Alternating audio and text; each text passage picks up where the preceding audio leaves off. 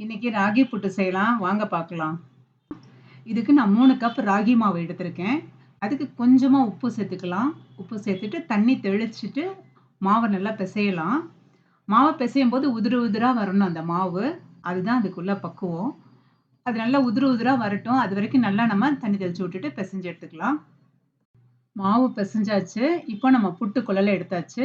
அதுல இத நம்ம பிளேட்ட போட்டுக்கலாம். போட்டுட்டு மாவு கொஞ்சம், தேங்காய் கொஞ்சம், துருவுன தேங்காய் நம்ம வச்சிருக்கோம். அந்த தேங்காய் கொஞ்சம் வைக்கலாம்.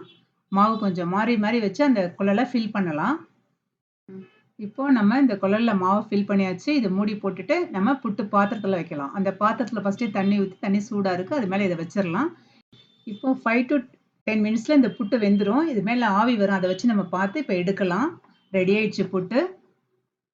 நீங்களும் செஞ்சு பாருங்க. லைக் பண்ணுங்க, ஷேர் பண்ணுங்க, கமெண்ட் பண்ணுங்க, சப்ஸ்கிரைப் பண்ணுங்க. Thank you.